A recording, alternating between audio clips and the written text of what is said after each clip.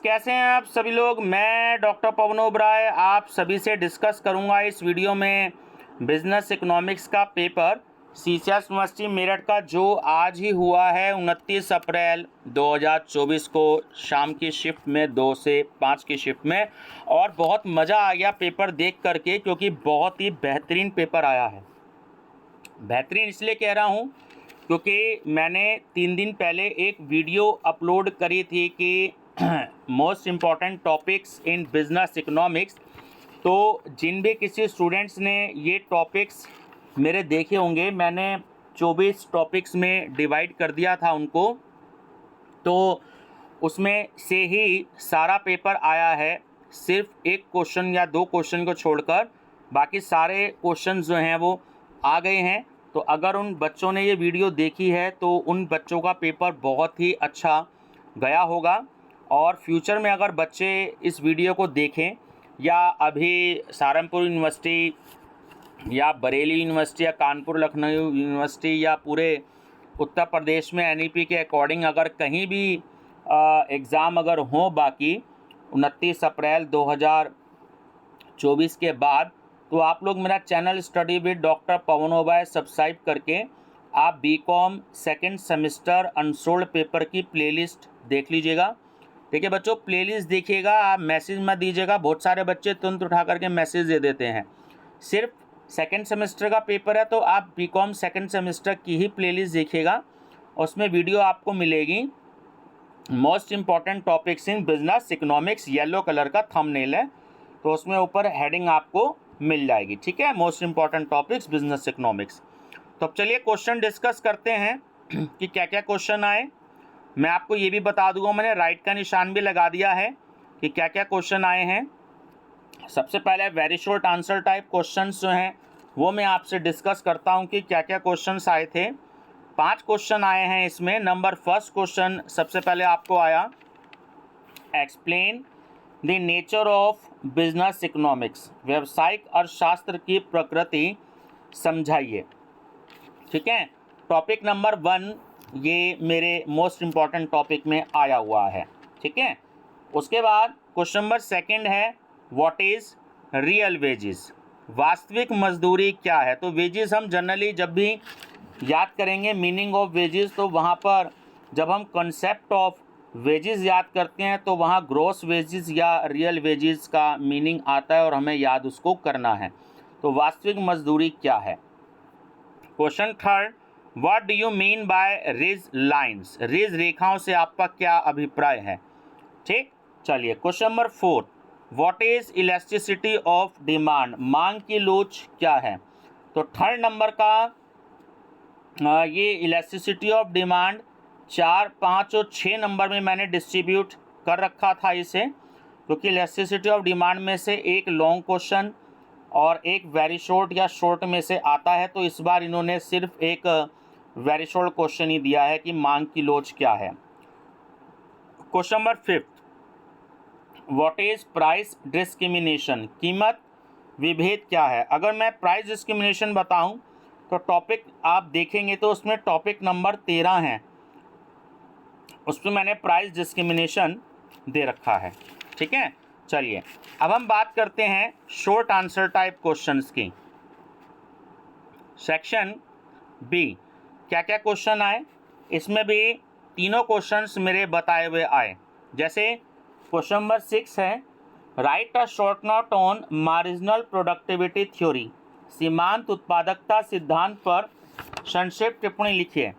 तो अगर आप लोगों को ना पता हो तो ये डिस्ट्रीब्यूशन का जो चैप्टर है आपका, उसमें ये थ्योरी हैं।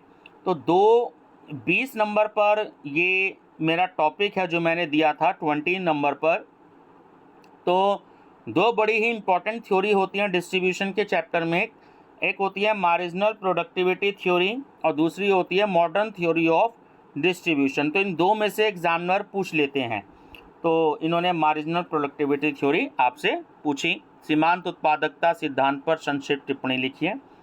उसके बाद है आपका question number 7, explain the features of monopoly, एकाधिकार की विशेषताएं बताइए।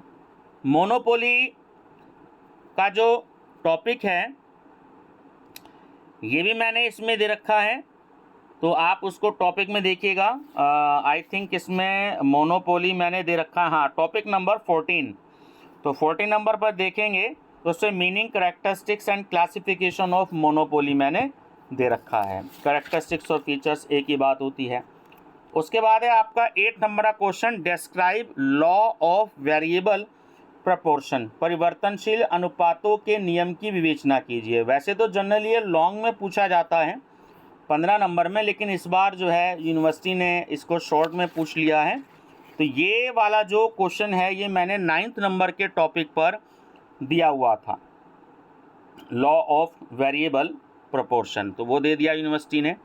चलिए सेक्शन सी जो आपका सबसे मोस्ट इम्पॉर्टेंट टॉपिक होता है, क्योंकि इसमें 15 मार्क्स का आपका एक क्वेश्चन होता है।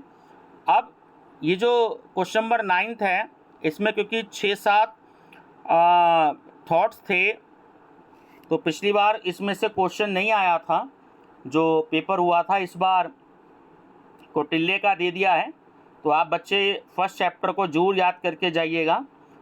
Explain the economic thoughts of Kautilya, Kautilya के आर्थिक विचारों का वर्णन कीजिए, ठीक है।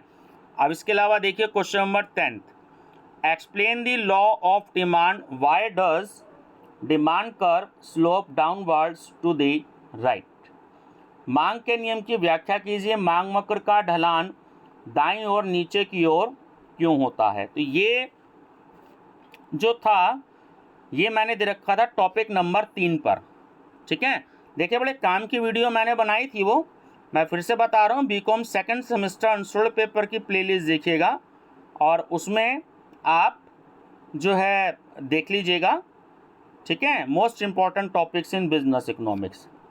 चलिए उसके बाद हम बात करते हैं क्वेश्चन नंबर 11 की, what are returns to scale, explain the various economies and diseconomies of scale, पैमाने के प्रतिफल क्या हैं, पैमाने की विभिन्न बचतों एवं बचतों का वर्णन कीजिए। तो ये मैंने जो क्वेश्चन दे रखा था ये 11 नंबर पर दे रखा था, इस तरीके से दे रखा था कि meaning and types, various types of return to scale, तो मीनिंग इन्होंने पूछ लिया है, ठीक है। और उसके बाद 12th के internal economies and external economies और internal diseconomies and external dis economics, ठीक है।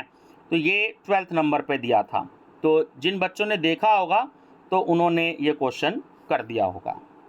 Question number 12, what is perfect competition, discuss how the prices determined under the perfect competition, पूर्ण प्रतियोगिता क्या है, पूर्ण प्रतियोगिता के अंतर्गत कीमतों का निर्धारण किस प्रकार होता है, समझाइए। मोस्ट इम्पॉर्टेंट क्वेश्चन है।